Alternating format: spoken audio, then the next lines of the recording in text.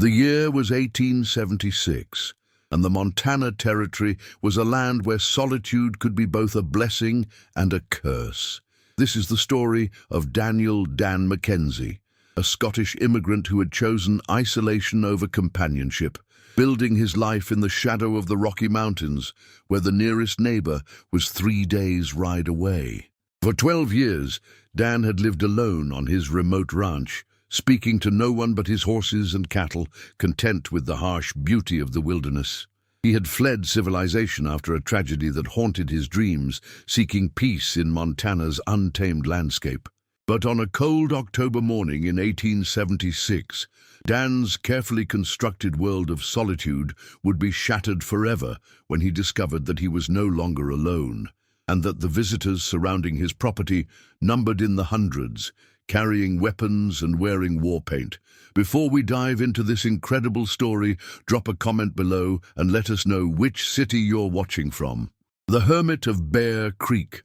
Daniel Mackenzie stood on his porch, watching the sun rise over the Absaroka Mountains.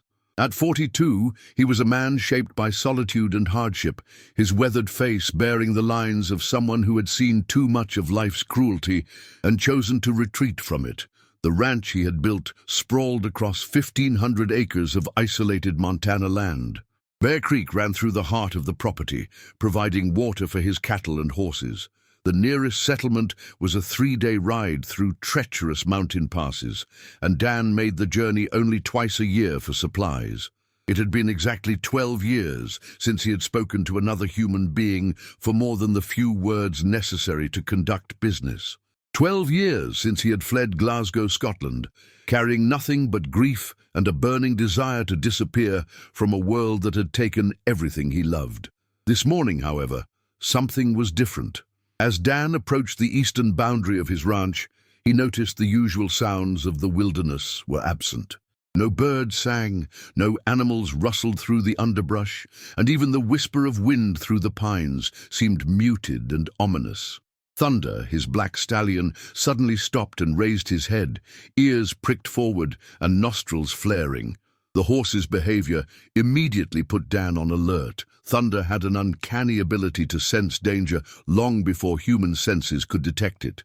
Moving carefully through the trees, Dan made his way toward a rocky outcropping that provided a good vantage point. What he saw made his blood run cold. The forest below was filled with warriors. Not a handful of braves, but hundreds of Native American warriors moving through the trees with silent efficiency. Dan counted at least 400 men, representing multiple tribes based on the variety of war paint, weapons, and clothing he could observe. There were Crow warriors with distinctive feathered headdresses, Blackfoot braves with painted faces, and what looked like Sioux fighters with characteristic shields and lances. The sight was unprecedented. These tribes were traditional enemies who had been fighting each other for generations, and they were all moving toward his ranch. Dan's mind raced as he tried to understand what he was seeing. The warriors weren't moving with the chaotic energy of a raiding party. Instead, they moved with deliberate purpose, taking positions that would cut off any possible escape route. They weren't just passing through his land. They were here for him. But why?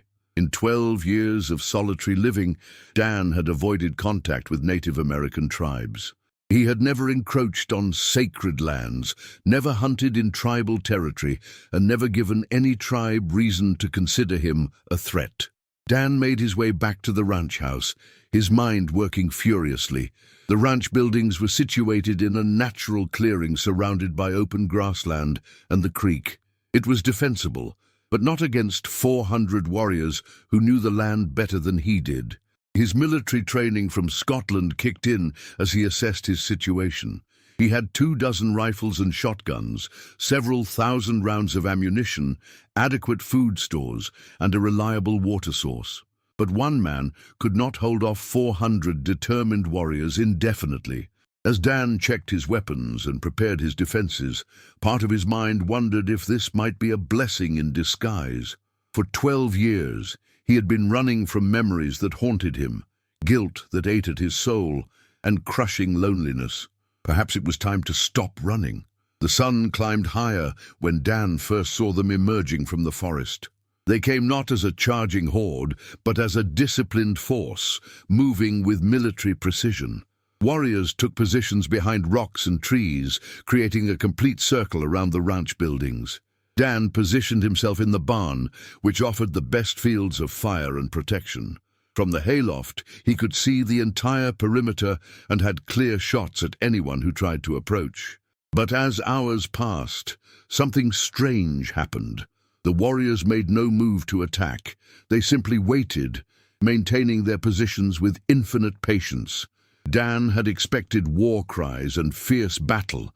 Instead, he found himself in the most tense and surreal standoff of his life, surrounded by hundreds of armed men who seemed content to simply watch and wait. As the afternoon wore on, Dan began to notice details his initial fear had caused him to miss. The warriors weren't positioned like men preparing for assault. Instead, they were arranged more like an honor guard, with clear lines of sight and communication between groups. More puzzling still, many were older men, clearly veterans and leaders, rather than young braves eager for battle. These were mature warriors who had seen enough combat to know its true cost. As the sun began to set, a single figure emerged from the forest and began walking slowly toward the ranch buildings. The man was clearly a chief, distinguished by his elaborate headdress and the respectful way other warriors watched his approach. Dan trained his rifle on the approaching figure, but as the chief drew closer, Dan could see he carried no weapons. When he was 50 yards from the barn, the chief stopped and called out in clear English, "Daniel Mackenzie of the Bear Creek Ranch. I am Chief Running Bear of the Crow Nation. I come to speak with you under the protection of the sacred pipe. Will you hear my words?" Dan was so surprised to hear his name spoken aloud after 12 years of solitude that he nearly dropped his rifle. How did this chief know who he was? "I hear you, Chief Running Bear," Dan called back, "but I see 400 warriors surrounding my home. That's not the usual way of men who come in peace." The chief nodded. "The warriors are here to honor you, Daniel Mackenzie, not to harm you. We have come because of a debt that must be repaid, a promise that must be kept, and a truth that must finally be spoken." Dan felt his world tilt. A debt? A promise? What could this chief possibly be talking about? "I don't understand," Dan called back. "I don't know of any debt or promise between us." Chief Running Bear smiled. "But we know of you, Daniel Mackenzie. We know of what you did 12 winters ago, when the snows were deep and the cold was bitter, and when a small band of Crow children would have died without the kindness of a lonely white man who asked for nothing in return." The words hit Dan like a thunderbolt, bringing back memories he had tried to bury. Suddenly, he was transported back to that terrible winter of 1864, when a blizzard had caught him during a rare trip to Willow Bend for supplies. He had stumbled upon a small group of Native American children, lost and freezing in the wilderness. Without hesitation, despite the risk to himself, he had gathered the children and brought them to his ranch, where he fed them, warmed them, and cared for them until he could safely return them to their people. He had never spoken of the incident, never sought recognition. It had simply been the right thing to do. But apparently, the Crow Nation had not forgotten. The weight of gratitude. "You remember now," Chief Running Bear said, his voice carrying profound gratitude. "You saved the lives of 7 Crow children that winter, including my own grandson, Little Wolf, who is now a warrior standing among those who surround your home." Dan felt tears sting his eyes as the implications began to sink in. These warriors had not come to kill him. They had come to honor him, to repay a debt he had never expected to be acknowledged. "We have watched over you for 12 winters, Daniel Mackenzie," the chief continued. "We have made sure that no harm came to you, that no enemy found your hidden valley, that the game remained plentiful and the grass grew thick for your cattle. We have been the guardians you never knew you had." The revelation was overwhelming. For 12 years, Dan had believed himself completely alone, but in reality, he had been watched over and protected by people he had helped without thought of reward. "But now," Chief Running Bear said, his voice taking on a more serious tone, The time of watching from a distance is over. Great changes are coming to this land. The white soldiers are moving into our territory in great numbers, and there will be war. In such times, a man cannot survive alone. Dan felt a chill. He had heard rumors about increasing tensions between the U.S. Army and various tribes, but had assumed his remote location would keep him safe. "We have come to offer you a choice," the chief continued. "You can come with us, live among our people as an honored member of our tribe. Or you can remain here, but not alone. We will leave warriors to guard your ranch and ensure your safety during the troubles that are coming." Dan was speechless. After 12 years of self-imposed exile, he was being offered not just protection, but acceptance into a community that valued him. "There is a third choice," Chief Running Bear added. "If you wish to return to the world of white men, we will escort you safely to any place you choose. Our debt to you is great, and we will honor it in whatever way you decide." As the sun set and stars appeared, Dan stood surrounded by 400 warriors who had come not as enemies, but as friends. For the first time in 12 years, he was not alone. Dan climbed down from the hayloft and walked toward the barn door. He stepped outside to face the man who had just turned his world upside down. "Chief Running Bear," Dan said, "I'm honored by your words and overwhelmed by your generosity, but I need time to think about this." The chief smiled. "Of course. This is a decision that will affect the rest of your life. We will camp here tonight and give you time to consider. But know this, whatever you decide, you will always have friends among our people." As the chiefs returned to their warriors and the camp settled for the night, Dan found himself alone with his thoughts. He walked through his ranch buildings, looking at everything he had built over 12 years of solitary labor. Everything represented 12 years of running from the world and the pain it could inflict. But now he was being offered a chance to stop running, to rejoin the human community in a way he had never thought possible. As dawn broke over the mountains, Dan made his decision. He walked out to where Chief Running Bear was sitting by a small fire, drinking coffee and watching the sunrise. "Chief Running Bear," Dan said, settling beside the fire. "I've made my choice." The chief nodded. "Tell me, my friend." "I want to stay here, on my ranch," Dan said slowly. "This land has been my home for 12 years, and I'm not ready to leave it. But I don't want to be alone anymore. If your offer is genuine, if you're willing to leave some warriors here to help protect this place, then I would be honored to accept your friendship." Chief Running Bear smiled with genuine pleasure. "It is more than genuine, Daniel Mackenzie. It is a sacred obligation that we are proud to fulfill." "But I want to offer something in return," Dan continued. "I know this land better than any white man alive. I know the trails, the water sources, the places where armies can move and cannot. If war is coming, that knowledge might be valuable." The chief's eyes sharpened with interest. "You would share such knowledge with us, even though it might be used against your own people?" Dan was quiet for a moment. "The soldiers who are coming aren't my people, Chief Running Bear.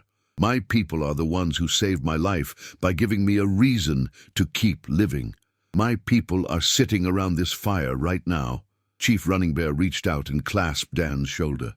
"Then it is settled. You will remain here, but not alone. 20 of our finest warriors will stay to help protect your ranch and learn from your knowledge of this land." As the sun climbed higher, the other chiefs joined them around the fire, and plans were made for the new arrangement.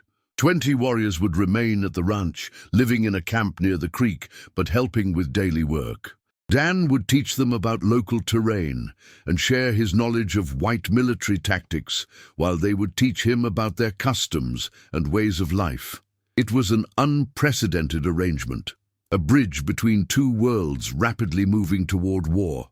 But it was also something more. It was a family, chosen rather than born, united by gratitude, respect, and the simple human need for connection. The hermit of Bear Creek Ranch was about to become something he had never expected to be again, a member of a community, a man with friends and allies, a person who mattered to others. Brothers in arms, 3 weeks after 400 warriors had surrounded his ranch, Dan Mackenzie stood in his barn watching 20 Native American warriors work alongside him to prepare for winter. The transformation of his solitary existence into a bustling community had been remarkable and more rewarding than he had ever imagined. The warriors represented all 4 tribes that had come to honor him. 5 Crow warriors, led by Little Wolf, Chief Running Bear's grandson, 4 Blackfoot fighters under Gray Eagle, who had quickly become Dan's closest friend.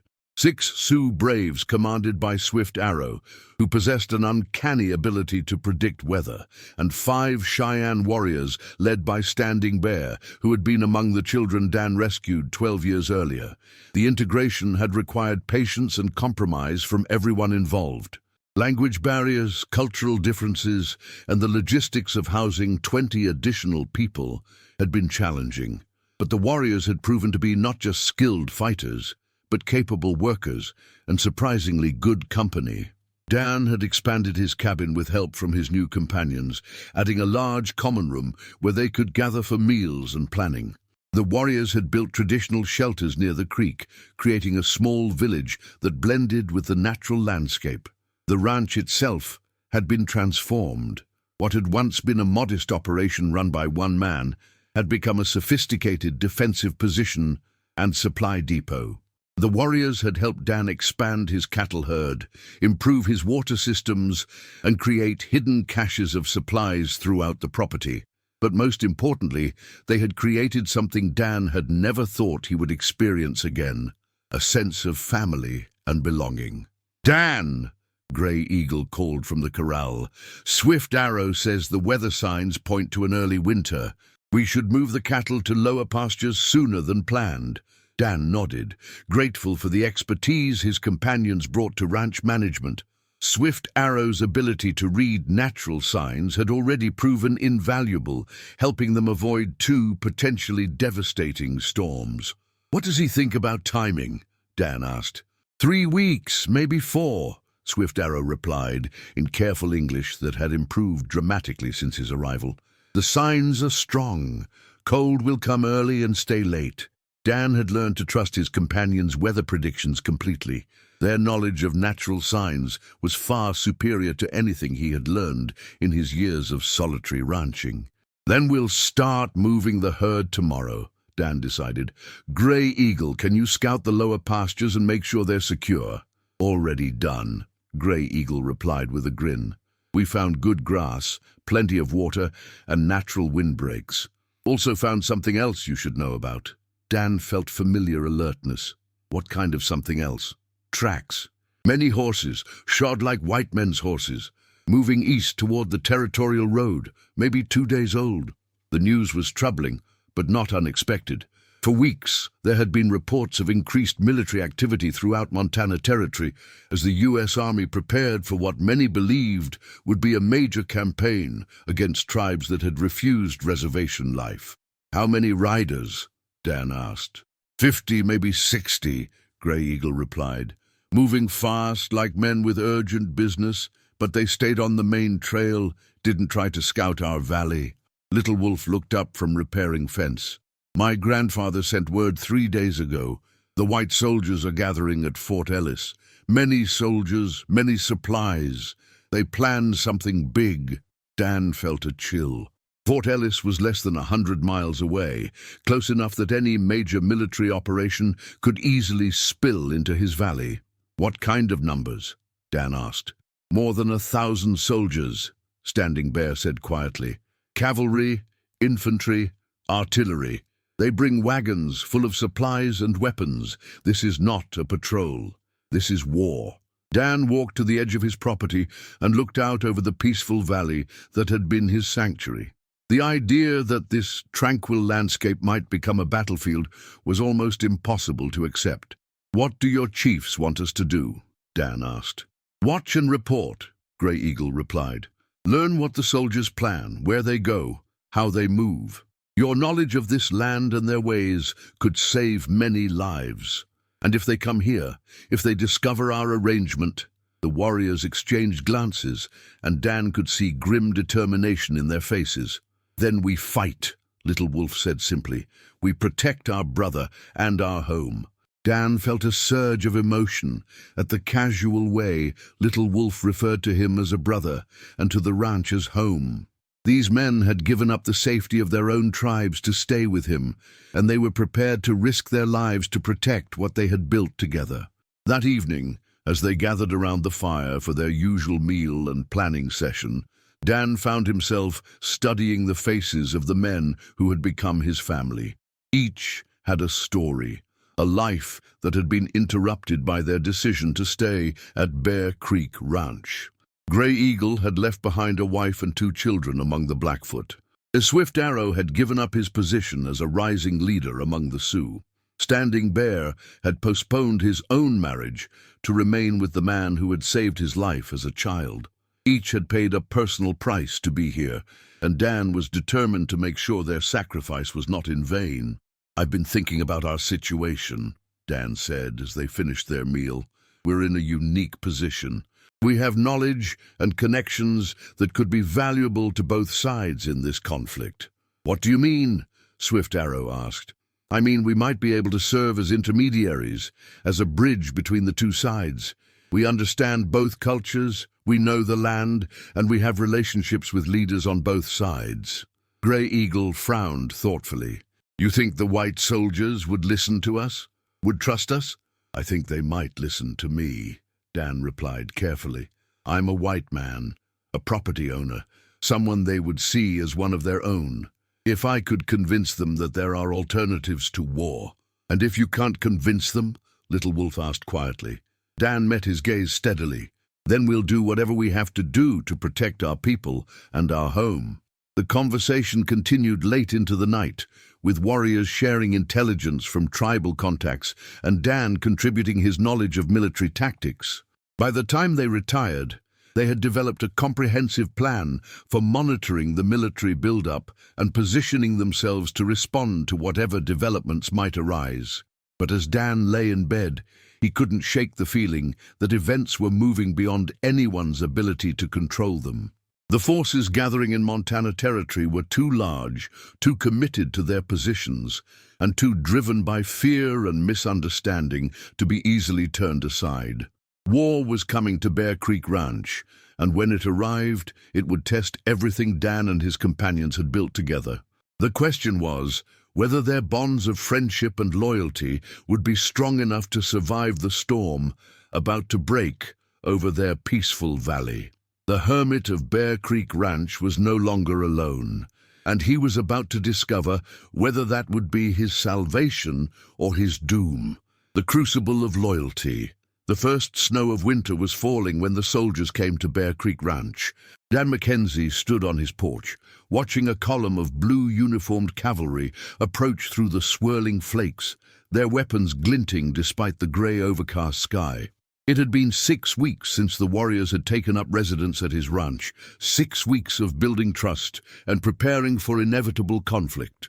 Now that conflict had arrived in the form of 50 mounted soldiers, led by a young officer whose pristine uniform marked him as someone who had never seen real combat. Dan's 20 Native American companions had vanished into the landscape at the first sign of the approaching column, melting into hiding places they had prepared for exactly this situation. To the soldiers, Bear Creek Ranch would appear to be exactly what it had been for 12 years, the isolated home of a solitary white rancher. But Dan knew that 20 pairs of eyes were watching from concealment, 20 rifles were trained on the soldiers, and 20 warriors were prepared to fight and die to protect the man who had become their brother. The officer leading the column was a lieutenant, probably no more than 25, with pale complexion and soft hands that spoke of Eastern upbringing and recent West Point graduation. He rode with stiff posture, trying to project authority he didn't feel. "Mr. Mackenzie," the lieutenant called out as he reined in his horse. "I'm Lieutenant James Morrison, United States Army. I need to speak with you about territorial security." Dan stepped down from the porch, moving slowly and keeping his hands visible. "Lieutenant Morrison, welcome to Bear Creek Ranch. What can I do for you?" "We've received reports of unusual activity in this area," Morrison replied. Large groups of hostile Indians moving through the territory, possibly planning attacks on isolated settlements. Dan nodded thoughtfully, his expression giving away nothing of the 20 warriors hidden around his property. I haven't seen any large groups, Lieutenant. This is pretty isolated country. Morrison's eyes narrowed slightly. Mr. Mackenzie, I need to ask you directly. Have you had any contact with hostile Indians in the past few months? Any encounters? Any attempts at communication? The question hung in the air like a loaded gun, and Dan felt the weight of 20 lives depending on his answer. Lieutenant, Dan said carefully, I've lived in this territory for 12 years. In that time, I've encountered Native Americans on several occasions. Most of those encounters have been peaceful, trading for supplies, sharing information about weather and trail conditions. I've never had trouble with the local tribes. It was technically true, though it omitted crucial details of his current situation. Morrison seemed to consider the answer, his young face creased with effort. Mr. Mackenzie, I'm going to be frank with you. We have intelligence suggesting that several tribes have formed an alliance and are planning coordinated attacks against white settlements. We believe they may be using isolated ranches like yours as supply depots or staging areas. Dan kept his voice steady. That's a serious accusation, Lieutenant. Do you have specific evidence that my ranch is being used for such purposes? Not specific evidence, no. But we do have reports of large groups of warriors moving through this area, and your ranch is the only white settlement for 50 miles in any direction. Morrison dismounted and gestured for several men to do the same. I'm afraid I'm going to have to search your property, Mr. Mackenzie. This is a matter of territorial security and settler safety. Dan nodded, though every instinct screamed at him to refuse. Of course, Lieutenant, I have nothing to hide, but I should warn you that some of my buildings are in poor repair and the weather's getting worse. I'd hate for any of your men to get hurt. It was a subtle warning, letting his hidden companions know that soldiers would be moving through the ranch buildings and that they needed to remain completely concealed. The search took nearly 2 hours, with soldiers going through every building, every storage area, every possible hiding place. Dan accompanied them throughout, answering questions and providing explanations. His heart pounded every time they approached areas where he knew his companions were hidden, but the warriors had chosen their concealment well. What the soldiers did find was evidence of the ranch's expanded operations. The larger cattle herd, improved facilities, increased food stores, all suggested that Bear Creek Ranch was supporting more people than just one rancher. Mr. Mackenzie, Morrison said as they concluded the search, your operation seems quite extensive for a man living alone. The amount of supplies, the size of your herd, the improvements, it all suggests you're supporting a larger population. Dan had prepared for this observation. You're right, Lieutenant. I've been expanding my operation over the past few years, planning to hire some hands and maybe start a family. A man gets lonely out here after a while. Morrison studied Dan's face intently. And where exactly were you planning to find these hands? There aren't many men looking for ranch work in this part of the territory, especially with the Indian troubles. I was thinking of advertising in territorial newspapers, maybe recruiting men from back east, looking for a fresh start. It's not unusual for ranchers to plan ahead, Lieutenant. The explanation seemed to partially satisfy Morrison, but Dan could see the young officer was still suspicious. Mr. Mackenzie, I'm going to leave a small detachment here for a few days, Morrison announced. Sergeant Williams and 5 men will remain to observe the area and watch for signs of hostile Indian activity. I trust you won't object to providing them with basic shelter and meals. Dan's blood ran cold. Having soldiers stationed at his ranch would make it impossible for his companions to remain hidden, but refusing would only increase Morrison's suspicions. Of course, Lieutenant, Dan replied, forcing his voice to remain calm.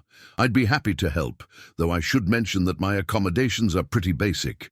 Sergeant Williams and his men are accustomed to rough conditions, Morrison replied. As the main column prepared to leave, Dan faced a crisis that could destroy everything he and his companions had built together.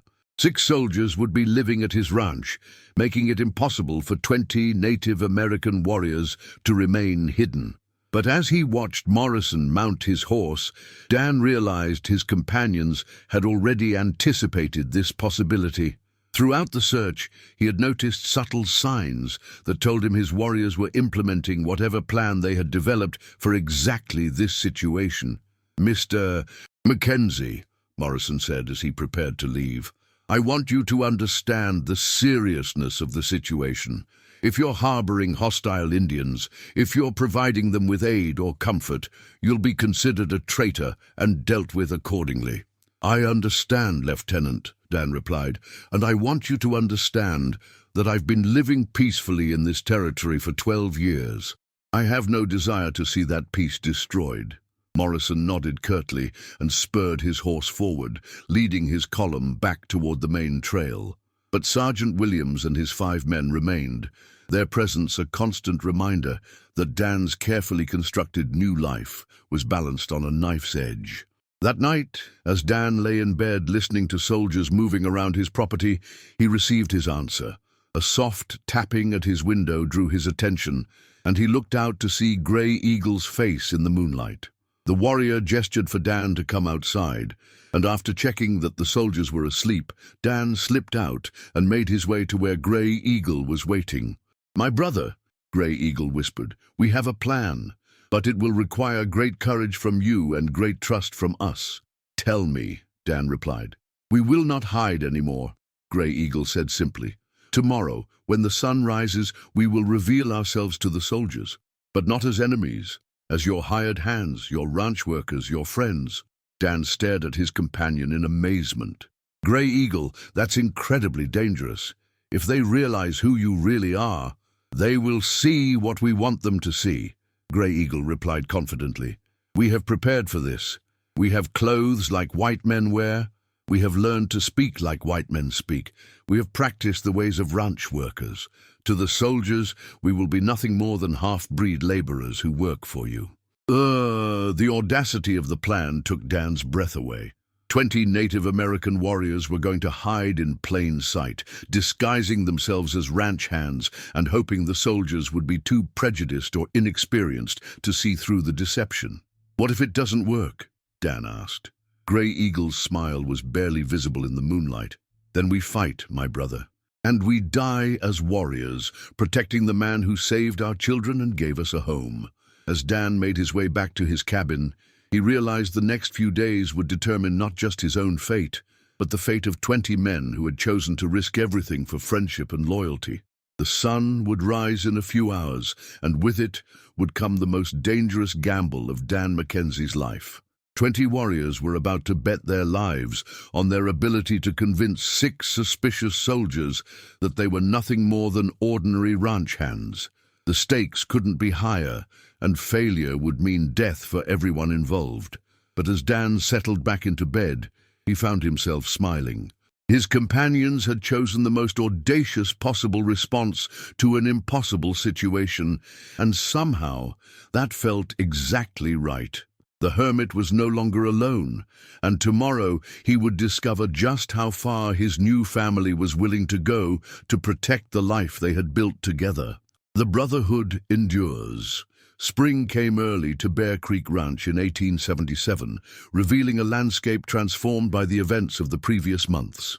Dan Mackenzie stood on his porch, watching his companions working with cattle in the lower pastures. The deception had worked beyond anyone's expectations. Sergeant Williams and his men had spent 3 weeks at the ranch, gradually accepting that the 20 half-breed laborers were exactly what they appeared to be.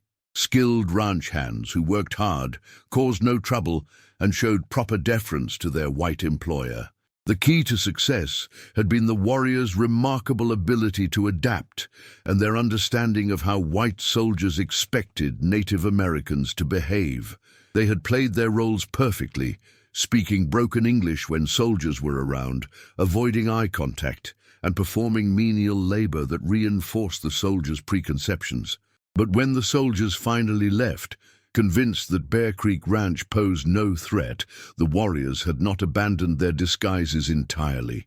Instead, they had chosen to maintain the fiction even among themselves, finding that their new identities as ranch hands provided freedom and safety their lives as tribal warriors had never offered. The ranch had prospered beyond Dan's wildest dreams. What had once been a modest operation run by a single man had become one of the most successful ranches in the territory, with a reputation for producing high-quality cattle and horses.